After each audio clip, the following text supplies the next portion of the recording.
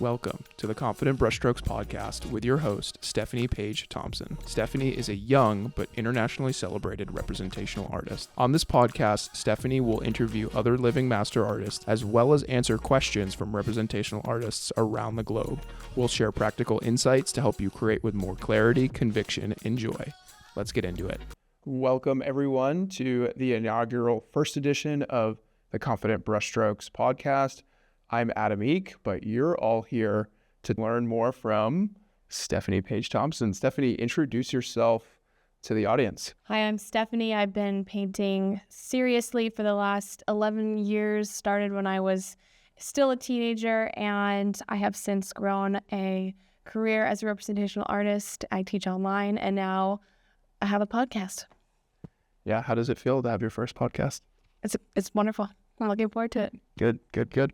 Well, we'll give you guys an idea of why a podcast first, and then we'll dive right into some questions that Stephanie's actually has not prepared to answer, but we're going to find out just how knowledgeable she is, and we're just super excited to get this going to be a benefit for artists, not only in the United States, but around the globe as well. So first, why a podcast? We had this idea because Stephanie is also the host of a Patreon project, which is also a passion project called Broadcasting Brushers. And the idea behind Broadcasting Brushers is to enable artists all across the world to be able to paint from life virtually from the comfort of their own home. And so we had this hypothesis that many artists would encounter challenges that would prohibit them or just hinder them from being able to get access to paint models. And so we thought to ourselves, if we could digitize this process, this would be really incredible. This project, to get it off the ground, took us over 6 months of R&D, and it's just been super fun. The group and the community is growing, it's thriving. Our milestone is we're coming up on 100 artists from about 10 different countries, and we are so excited about that. We're also about to hit 1 year of live streams in March. Yep, good call out. And so what we've noticed is that the community of artists that we've created and fostered has a lot of questions pertaining to representational art. We thought it'd be such a great idea to set up a podcast to provide Stephanie a platform to dive deeper into some of the questions related to art principles, materials used, Stephanie's philosophy when it comes to art, and so much more. We really feel like this is such an incredible platform to put you on so you can answer some great questions. Thanks, honey. I'm looking forward to it. Yeah, I'm a little biased, of course, but all right, so let's get into it. Guys, what we plan on going through for the format of this podcast is for me to ask questions that have been generated by artists. So I'm going to read them to Stephanie. There should be a nice flow to the discussion as well. But these are real live questions from artists within the Broadcasting Brushers community. In the future, we're going to expand gathering these questions from folks in Stephanie's social media realm, as well as we'll probably just open it up to anyone. But we found some really good questions so far. So without further ado, let's dig in. Stephanie, your first question, do you need to master drawing before starting oil painting, or can you develop both skills simultaneously? To paint well, you definitely do have to also draw well, because no matter how wonderful your color or your value control could be, if things are in the wrong place, it's going to look childish. And so the two do go hand in hand. The first thing I'll say, just as to the phrasing of this question, is I don't think you will ever truly master drawing. So to wait to truly master drawing before you begin painting will be then a forever lifelong wait to begin painting if you're just waiting to truly master something. There are different philosophies around this. I will share mine from my experience. I was drawing and painting simultaneously, taking drawing workshops and painting workshops, and when I was drawing, working in the principles of drawing, but also working to hone my my ability to see and to see proportion with my eye. And then in painting, you're juggling a lot more with color and value and just the total different application of the materials, but you're also still learning to have the opportunity to learn to train your eye to see proportion. So I don't think you should necessarily wait and could do them both simultaneously. Knowing the differences between drawing and painting and using both to train your eye to see proportion. Sort of like I wouldn't necessarily recommend just choosing one subject matter to work on until you master it before you move to the next. No, I would jump into all subject matters and be seeking to learn the principles of painting throughout all subject matters. If you return to the principles and you're looking at color, value, edge, composition, learning to train your eye to see proportion, doesn't matter what subject matter you're painting, and the same with drawing, even though it's a different language. Yeah, super helpful. So let's peel this onion back a little bit. Would you say that as an artist, if you are painting, you're inherently flexing the drawing muscle as well?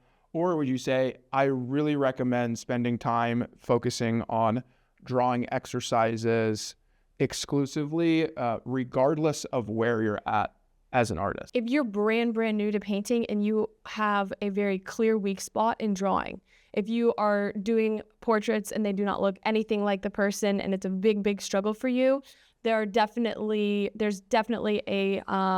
it would be a good thing for you to really focus on some drawing exercises and to really focus just with drawing, not with paint necessarily, because it'll be simpler because there's less to juggle, like I mentioned previously, to just focus on drawing. And so you can start to get some understanding and more repetitions and start to get those likenesses every once in a while and then eventually every single time. So if you are noticing a big weak area, maybe it's not with portraits, maybe it's with a different subject matter that you're working with, but yes, I would focus and hone in on that particular weakness. Same with if it was painting and you can never get the value structure, do exercises to really target that weakness.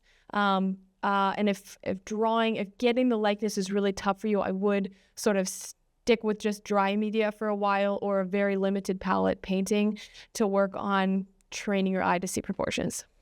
Excellent. And following up on this, let's hop in a time machine and go back 10 years ago. Is your advice lining up with how you focused on your drawing skills leading into portraiture through painting? Walk us through how you approach this as more of an amateur artist starting out so that you could develop this drawing skill that would inform the likeness that you get through your portraits. 100%. So when I first started painting, I could not get a likeness, and I painted and drew a lot of faceless people in sort of a fashion-esque way of, it's cool that there's no faces, but it was really because I couldn't get a likeness. So after I took my first workshop and realized the crazy amount of weak spots that I had in my ability, I went immediately to find a teacher locally named Charlene Brown. I learned so much from her, and I went to drawing and painting classes twice a week, a drawing and a painting, and started going to life drawing, and I just was drawing. Only drawing. And then at home, I would be drawing from photos of people, just trying to get those likenesses. And for at least a year, I was doing really intense, measuring and all these different things, mostly with drawing, and then slowly was introducing painting to that as well with a limited palette, the Zorn palette, and then slowly started to get the likeness and then lean a little bit less on those heavy measurements and more on, I learned about training my eye to see proportion instead of leaning just on measurements. Helpful. And a quick plug here, something that's super helpful is for some context on Stephanie, she's had a very uncharacteristic education when it comes to representational art. So for those of you tuning in and listening to Stephanie for the first time, Stephanie is not atelier trained. She did not go to a 4-year college to work and derive a degree based on representational art. She's primarily trained through going to workshops with living masters as well.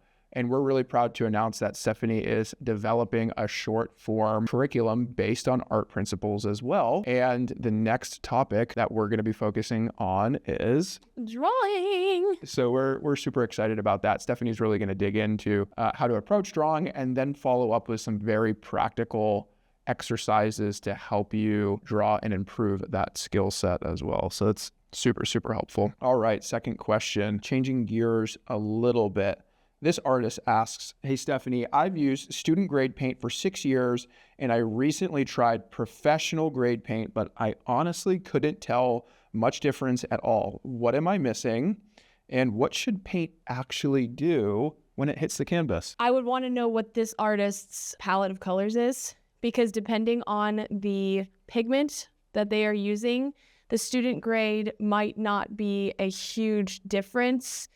So, for example, I am not there are people out there that have way more knowledge than me on what goes into different pigments, but I'll give an example here of what I mean. So yellow ochre is not a super strong color. It is very neutral. It's not super impactful. You have to add a lot of it to a mixture in order for it to really make a very large difference, versus something more, for example, permanent alizarin crimson. Permanent alizarin crimson is a very, very powerful color, and just a tiny little bit of that color added to a mixture will change it significantly.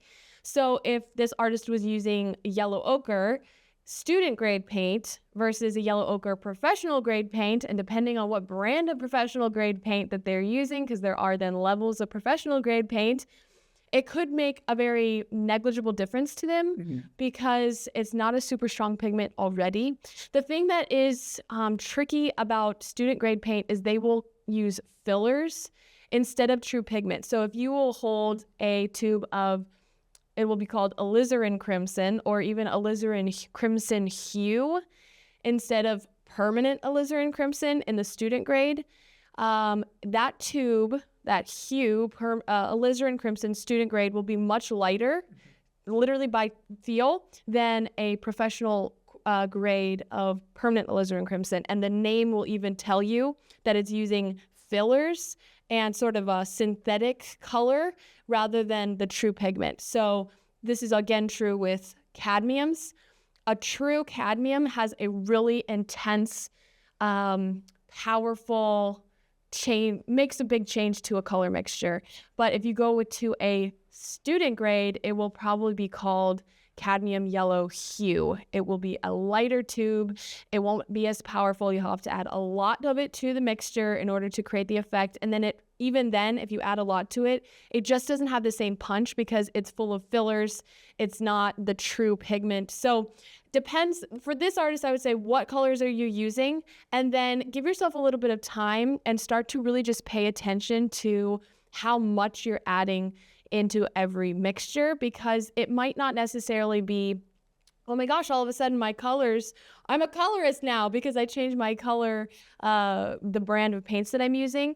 It might be, oh, wow, I changed from this student grade brand to a professional brand, and now my tubes are lasting 3 to 6 months longer because a much smaller amount of paint is going a lot further because it is more powerful. So just a tiny little bit of that yellow ochre added to it will change it.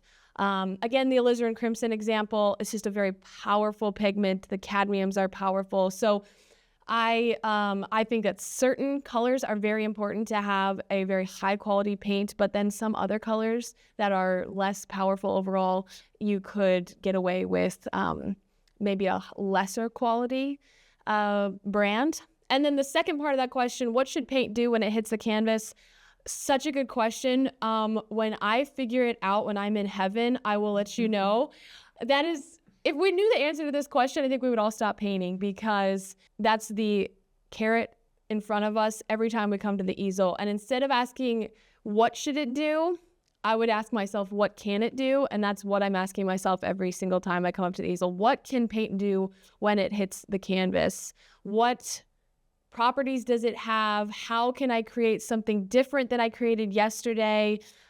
And asking, what can it do rather than what should it do? If Fetchin asked what should paint do on the canvas, his paintings probably would not have had the same I mean, his paintings look like nobody else's paintings before him. And he would squeeze his paint tubes out on cloths before he would paint, like hours before he would paint, so that the oil would fall out, so that they would be dry. And, we're all looking for buttery paint, which I do really like buttery paint. But he would let all the oil fall out so that he would have this scratchy, dry application. And then look what his paintings looked like. Totally different than anybody else's. So great question. As I'm listening to you, I think about paint from a couple of different angles where we're talking about the quality of the paint. So the pigment quality in terms of professional grade versus student grade, that leans into, of course, fillers are likely more prevalent in student grade paint as well. And this phenomenon that we come across in so many different parts of society and consumer goods is that it sounds like you pay a little bit more for value with professional grade. Is that fair to say? Yes. You can literally buy lapis lazuli blue, and it's got the precious stone lapis lazuli in the blue. And I'm sure that that is an incredible experience to paint with, but not necessarily necessary, to be painting with lapis. Are you sure it doesn't triple the value if you're painting automatically, or? Yeah, I guess it could. If you put it in the title, I'm kidding. lapis lazuli, portrait. Walk us through how you approach the types of paint that you use in terms of like maybe painting studies or more practice work versus paintings that you know that you're going to enter into a show. How are you navigating the types of paint that you use? Do you always use professional grade paint, or is there a time or an appropriate instance where you're going to opt for more student grade paint, or is it not that cut and dry? Really good question. I always use professional grade paint, except for one particular circumstance. I think that if you're practicing, you're never just practicing, okay? If you're out there with your paintbrush to the easel, you're practicing techniques and ways of thinking and seeing that are then you're going to carry right into the studio when you're making your big, important pieces. So I highly recommend practicing on the highest quality materials, canvas, with the best brushes, with the best paint that you can, because working with very low quality things will, and practicing on those, it's going to create a habit of, you're just going to be fighting with the materials more than you need to and creating bad habits. And then it'll feel totally different when you go into painting a bigger painting with your more expensive materials. And you can get really good materials, maybe not the highest grade that you see on front of the magazines sponsoring things. You can get really good quality materials that are not quite expensive. But I do use student grade paint in this instance. I really love if I'm traveling or if I'm doing a plein air painting or a workshop and I'm going to be bringing paintings home and I don't want to have to carrier with me, I will use the Alkyd White by, I believe it is Winton, Winsor & Newton. Otherwise, I am always using Rembrandt. I am such a fan of Rembrandt oils. I am actually an ambassador for them now, which is a literal dream come true after 10 years of loving and using and buying their paint, so many tubes of their paint. So, and then a couple other brands I'll use as well. If I'm sifting through what you said, there is one very important concept that rings true, not only for the representational artist, but also for the athlete, the businessman, etc. And it's this idea of holding an exceptionally high regard for practice. All right. I think when we think of people who are exceptional, who raise the bar, who have this standard that they set for themselves, they don't ever look at practice as a way or a means to lower their level of effort and execution. And so as we think about the artist and practicing, every time you get behind the easel, it's probably great practice to treat every painting that you're painting as a means to improve, to flex the muscle and the skill, and then also to treat it like it's high stakes as well. You should always have fun. You talk about that a lot, which I've learned from you. We've spoken to a couple living masters who also say you should really be having fun when you're behind the easel and you should stop when you're not. However, you want to balance that. There's a good portion of life that is all about balance. You want to balance that with every time you get behind the easel. It's a privilege and you get the opportunity to paint, and you can do that to the best of your ability. So I think that's excellent as well. All right, third question for you, Stephanie. How do you approach lighting differently for a portrait versus a still life? What lights do you use, and how do you know when you've got it right? I know I have it right when I start singing and clapping my hands and I can see the shapes that I'm just in love with. That's not even an exaggeration. That always happens. Oh, definitely not. It depends on what you want. So if you want the portrait to have a really dramatic, strong light, so you have these big shadows to work with to capture the model, then you're going to bring the light closer and from above so that the features themselves are casting shadows, so you get those big shapes. Or maybe you want to do a strong underlighting, which I actually want to do soon. And so you would bring the light very from below, probably very warm, and shine it up. So then the shadows are going up the face and creating a sort of more ominous effect. So it comes down to what you want. And then if you don't know what you want, what I would recommend is just taking the time to experiment and trying a lot of different lighting situations out. What happens if I put the light from lower behind the model and shining directly at them? Okay, that's a cool effect. What happens when I change it completely, bring it from the front, up high, down low, change the color temperature, change the pose, and just really experiment. And then wait until that goosebump feeling comes, or you start singing like a chorus of angels, which is what happens for me. And if you never get that feeling, step back and look with a painter's eyes instead of just thinking, is this good? Look at it and start to paint what you're seeing and see if you are excited to paint it. Start looking at it as your reference material. So often we look and we just think, well, this model is beautiful, this light is beautiful, this is good enough. And then you start painting and you realize, oh, wait, I should have thought about this more. It's very washed out. This is not actually what I wanted to paint. It is beautiful, but it's not shapes I'm falling in love with. So when the shapes you're just dying to paint, then you've got it right. Same thing for still life, right? Usually it's a little less dramatic in a still life, but it's just when the light is how I want it to be for my statement of the painting that I have had in my mind.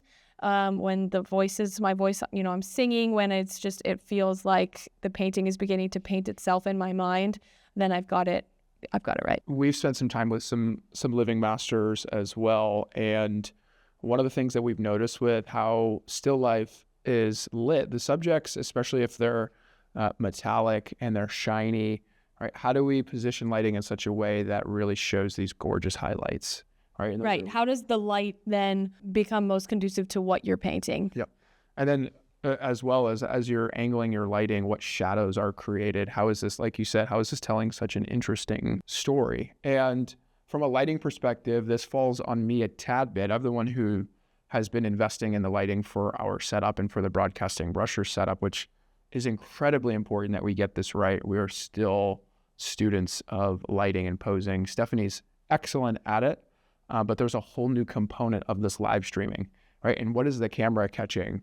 What are folks online seeing as they paint along virtually? So 3 brands that I recommend very quickly. Amaran is a really good one, and I think the extension of their brand is Aperture as well, but Amaran is a little bit more cost effective, but you can also look at Aperture brand as well. And then another light brand is going to be Nanlite. So we also really enjoy Nanlite as well. Stephanie's got some older LED panel lights. Genere. I bought those probably 7 years ago. Yeah, but they're still holding strong. Very high quality LED lights. You should also be able to attach a softbox to them. It's very important for the distribution of light. Depending on what you're looking for. Yep. If you want those strong shadows, a softbox is going to diffuse them too much for you. Yep. And then look for a bicolor light. Yep. So you can change the temperature from very, very warm to cool, depending on what you want your effect to be. All right, next question for you. What separates a successful, loose, or expressive painting from one that's just poorly rendered? Everyone loves Sargent, right? And the loose quality of his pieces, and what is almost universally true, everyone is fighting painting too tight, as we call it, putting too much detail in, not letting our brushstrokes be as juicy and luscious as Sargent did. So then we all go to the museums and we look at the Sargent and, oh, how did he do this? So there's extreme mastery in painting loosely in a way that isn't just poorly rendered. It's actually harder to paint loose than it is to paint tight, because if you're painting more tightly, more hyper-realistically, you're basically just copying exactly what's there. You get the stimulus into your eyeballs. Here's all these details. Here's all these freckles. Here's all these eyelashes. I just copy, put them down, and we're good to go. Versus painting loosely, you have to make decisions and you have to understand the form in order to make one brush stroke. So say we're doing a brush stroke on the nose, and one part of that brush stroke has a hard edge and it's depicting the bone, maybe the shadow is hitting the person. And so this is bone right here. So that edge is going to be harder right there to show the bone, versus as it comes down here, there's all cartilage in the bottom of the nose, right? Just literally take your nose and just move it all around and notice it. You can bend it all the way to the sides of your face, right? There's no bone at the end. So all of this is going to have a softer edge from, the nose bridge down. So that one loose stroke that we so admire about Sargent, the reason it is so effortless and so wonderful, but still so accurate, is because he understood the anatomy and the power of edge. And so it'd have a harder edge on that nose, and then as it comes down to more of the cartilage, there's not going to be anywhere as hard there, versus a poorly rendered loose painting, which can still be very beautiful, but it's just the same application of the stroke, loose and haphazard, applied everywhere. It's not a whole lot of variation in the application, and they're not thinking about, the underlying form and how to say something beautifully and clearly but simply. That I think would be the biggest differentiator, is really the knowledge behind the application. Painting loosely and accurately is very, very difficult and requires a lot more directing from the artist to look at what they're painting, regardless of the subject matter, and take out from that reference material only what's necessary for the painting, instead of just copying, word for word, so to speak, what's there. Consider me biased, especially being married to you, but much more partial personally to more impressionist type of painting style. And we spent time with C.W. Mundy. Most of the artists in the Broadcasting Brushers community have heard us mention this quote from C.W. Mundy, but we love it and we think it's worth repeating time and time again. But it is, the power of suggestion is greater than the statement of reality. And just to echo what you're describing, the Impressionist artist has such a strong command of interpreting the subject and then reflecting it accurately, but also having the eye and the brain almost fill in the blanks a little bit and complete the picture. And then, as CW says, there's even sometimes the ability for the brain to finish off a painting and how they render it with their eyes, involving their imagination as well, right? And so I think that's certainly one of these key components of what makes a successful, more loose painting, is that the viewer can come to it and potentially interpret something moderately different. They have a conversation with the painting instead of a monologue. The painting giving a monologue, which is what happens with like a hyperrealist piece. Yeah, and I think this is like a really good segue as we round out the section for this first episode. And this question goes, what elements does a painting need to have in order for it to be considered a work of art? So I guess I can just answer it from my point of view with the clear statement that this is my point of view. And there are homes filled with pieces of art that have sold for huge prices that I would never consider purchasing. Let me help you reframe this question. So let's start to define our parameters a little bit more. So Stephanie is a representational artist. We can comfortably assume that the audience will be largely representational as well. And so let's start to put some guardrails around the question. When we think about a Portrait Society of America, or we think about a juried show for representational art, what do we think, if we could get inside the mind of some of the judges, which typically they're connoisseurs or they're living masters themselves, how are they judging these paintings, and what are a couple of elements that they're likely choosing that make them better than comparative works? This is a really great question for you, considering the context. You've been a juror and you've evaluated a lot of pieces of art. So work through that lens of what makes one painting stand out compared to another. Okay, I think that ultimately it's that inexplainable goosebump feeling, the angels singing. You can hear it in your voice, in your head. No one else can. They can hear it if you start singing, which is what I do. But having that energy applied to the painting, because there are, I mean, countless of my favorite pieces are not necessarily finished. They're not from master painters. I mean, and even paintings of my own where, you know, there might be elements to it that weren't exactly right to what was there. They were, you know, I didn't paint every little piece and part and detail in the piece, but I was so invested and so emotionally attached and so enjoying the process that there was something to the painting. It's this thing that makes someone look at a painting, a portrait of someone they've never met before, and their first thought isn't, oh, I don't know that person. Why would I have that? And it's just, oh my gosh, I need to have that painting and live with it.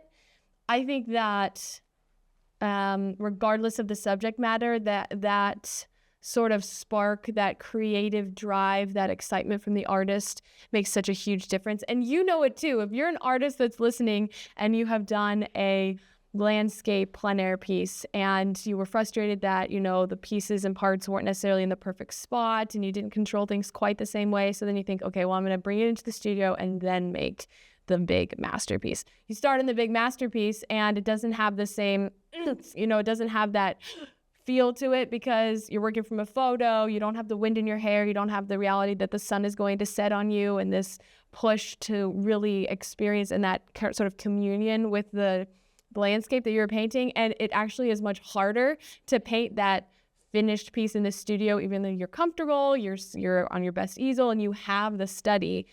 That sort of like excitement inside of you isn't there. As far as what makes an excellent work of art, I think that ultimately it would be the value structure and the composition, because you can do so many things with color. Use very little color, use tons of color, and it will, by and large, generally work if there is a strong composition and value structure. And a very unfinished piece can appear very finished by having a strong value structure and composition. Look at Andrew Wyeth. Most of his pieces are not finished to the edge, and they're some of the greatest pieces of art that will ever be coming across your eyeballs to look at. So yeah, I would say that it's that excitement, that goosebump feeling, and the values. I really appreciate you talking about paintings that elicit this emotion. And one of the things that I was going to talk about, just hearing your response, was, okay, if I'm an artist and I'm listening to Stephanie talk about this, I would argue, well, hold on a second, that's also subjective, right? You can have a judge who looks and views a painting and it speaks to them in this emotional way that you're describing, but it doesn't necessarily appeal to the next judge. So I really appreciate the fact that you broke down from an art principles perspective, okay, this value structure is really what's going to do it for me as well. So I think that's incredibly important to call out, where there's this duality of the criteria for you. If you have that excitement, though, the first thing that I mentioned, you can sometimes perform outside of your skill set and do things you didn't know you could do because of the drive and how invested you are in creating the painting, whether it's a portrait of someone you love, or someone that's just so beautiful, or the shapes were so exciting to you, or the colors, or the landscape, or the effect of the light, whatever it could be. That's why I also mentioned that, aside from the principles, right? Because then you can create a piece that is outside of your regular skill set, just from the sheer excitement of it, and then pair that with a strong understanding of the principles, and you'll make an amazing painting. And ultimately, another reason why I think that excitement is so important is, if you love the piece and you believe in the work that you're doing, you'll be happier. I'm going to wager you'll be happier and have a longer career that's happier. Because if you believe in the work that you're doing and you believe it's the best work that you can do and it is exciting to you, it won't matter then, because you started to mention, like shows and jurors and things. If you're painting for other people and for the juror, what you think the juror will like, you're going to grow slower. You're going to paint more agonizingly. There's going to be so much existential suffering trying to figure out what they want. And you can never please them because you can't ultimately know what they want. And they could have just they could be looking at your painting first, or they could be looking at your painting 300th. And, they could be looking at it in life or on a photo, and it could change significantly their experience of it. So you need to paint what gives you goosebumps, what makes you excited. And in turn, that excitement could then inspire that same feeling from the viewer. I mean, how many times have you gone to a museum and seen a portrait of a person or a landscape? You have never been to that country of the landscape that's depicted. You have no idea who this person is. They died hundreds of years ago, potentially. And you have a emotional reaction to the painting and to the place, and you feel like it's familiar and it feels like something that you've seen before somehow that's being reintroduced to you. You're having this experience with it. It's most likely because the artist cared about it. And if they hated the process, every brushstroke would show that emotion. Every stroke you make is a reflection of your emotion at that time. So, well, I really adore the fact that we've gotten in a roundabout way to something that's super important and that I've seen play out in your artistic journey. And it's very simple. Paint what you love, paint what speaks to you, and paint what excites you, right? It's just so crucially important. And don't worry about your style, because your style will find you. It's like your handwriting. It's going to find you. You don't need to go out and find it. Yeah. Just keep painting. Yeah, I love that from you. Well, guys, we are up on time here for our first podcast episode of Confident Brushstrokes. We're super excited to continue to roll this out for you. Give us some feedback, leave a comment, give a heart, like it, share it. We really appreciate the support. You can find Stephanie on Instagram at Stephanie Page Thompson, and also on Patreon, where Stephanie is putting out a lot of new content at breakneck speed. People are really interested in how you're doing it. You just got such a high motor, and I'm really appreciative to be a part of the journey. And that Patreon is also called Confident Brushstrokes as well. So we are rolling out a larger brand, Confident Brushstrokes. It is trademarked. We're super excited about it. Stephanie, thanks so much for guiding us along this first episode. Thanks for your questions, guys, and thanks for asking them so well. All right, we'll see you guys soon.